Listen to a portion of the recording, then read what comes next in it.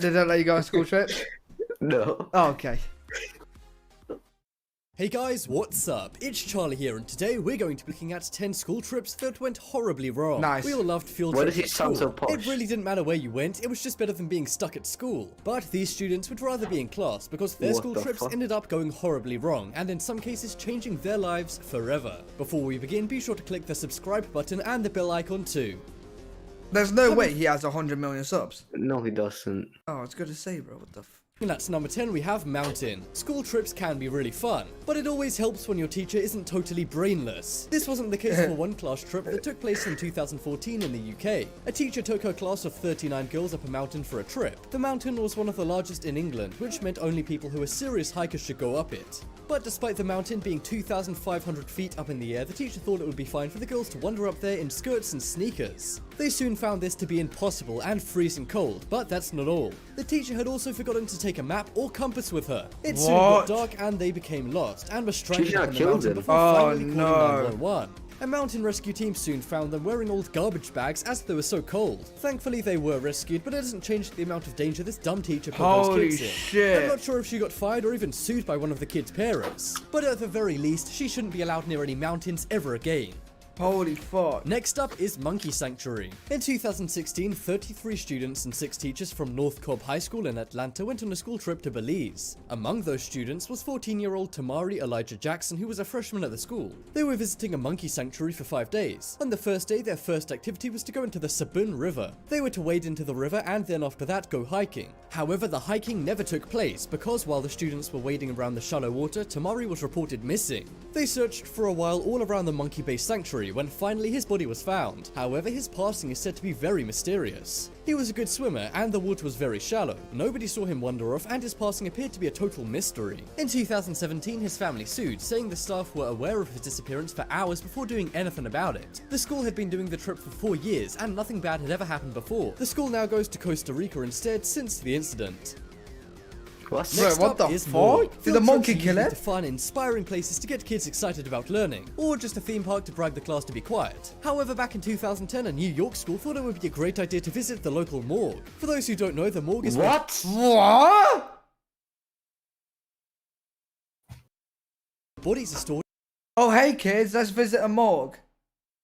Oh, your grandpa lives there? Oh, sad for you, bro. After the people have passed away. So the high school took a group of students to Staten Island Morgue. Now that's already creepy, but I guess it did give them a better understanding of science. They saw many odd and scary things, but the cherry on top of the cake was a brain in a jar. The kids were fascinated by it and asked the tour guide for more information about it. She said it was a brain floating in formaldehyde that they use to keep brains fresh so they can examine and experiment with them. However, one student turned the jar around and saw a name tag that sent a chill down their spine. The name on the jar was of a student that went to their high school before they were involved in a terrible car collision months earlier. Of course, the kids on the trip told the entire school and word quickly spread to the kids' parents. They were furious as they'd barely gotten over it happening in the first place. But what's more, they weren't even told nor had they given permission for the medical examiner to do this. It really makes you wonder how many other people they secretly did this to as well. The parents sued the medical examiner for $1 million for doing this, and I have to say, rightly so. Next up is Nah, what are these videos?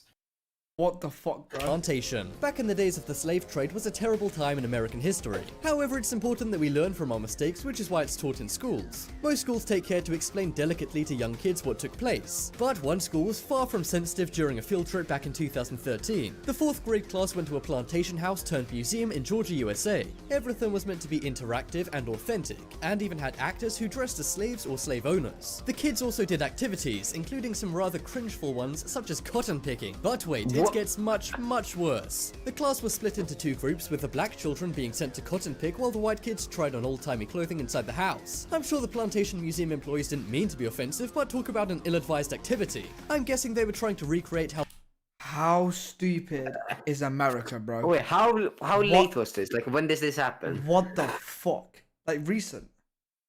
What? They got shot or something. The people that did No this. way, bro. They've just split. Nah, how the old times were, but they really didn't think it through. No Suffice to say, way. the parents and some of the kids were not happy, and the school and Plantation quickly apologized. At least nobody passed away on this trip, but it must have been pretty uncomfortable. Next up is Nudist Speech. In 2015, a group of Cub Scouts... There's no way!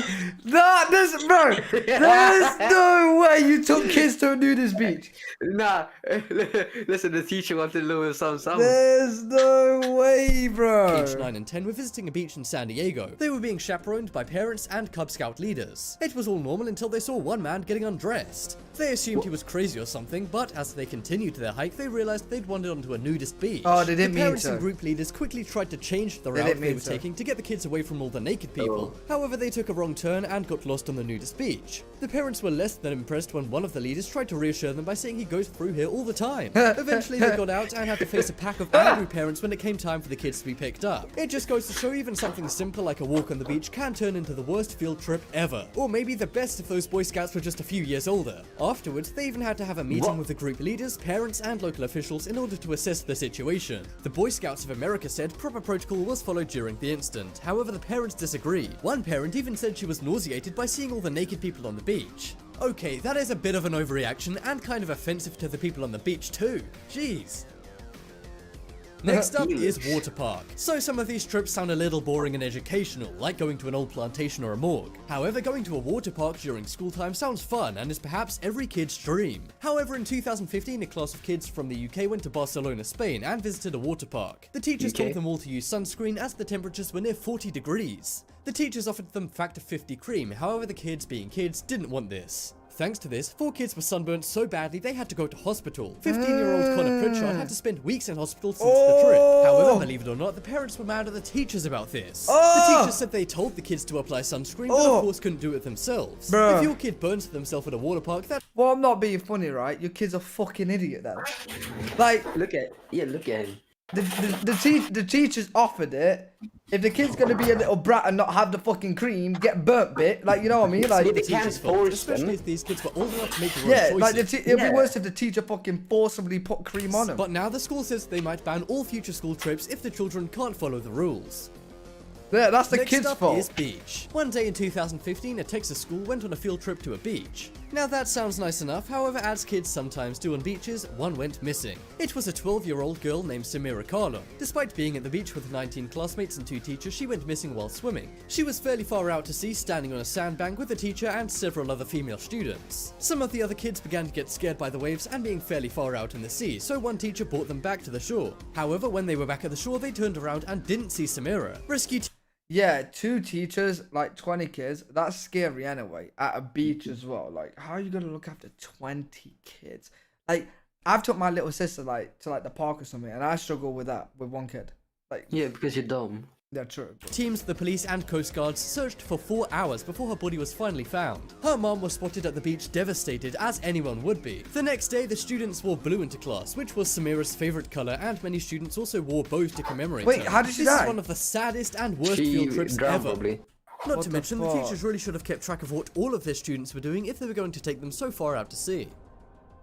Next up is movies. Watching a movie doesn't sound like a bad school trip, right? I mean, the movie theater is overpriced and sticky, but it's not all that bad. Well, once you hear about this field trip in context, your mind will change. One day, the Dallas Independent School District transported 5,000 boys from various schools in the Dallas area to a movie theater to see Red Tails. Red Tails is an inspiring movie about black men overcoming barriers in the military due to their race. But what about the girls, you might be asking? Well, they had to stay in school and watch Akila and the Bee, which is all about a black girl competing in a spelling bee. The school board meant well, they were just trying to empower black students and teach them some black history. However, the segregation of boys and girls made parents pretty mad. Women in the military also got mad too, and don't even get me started on black women in the military. The district defended themselves, saying the movie theater couldn't hold all the students. However, there was just too many holes in that excuse.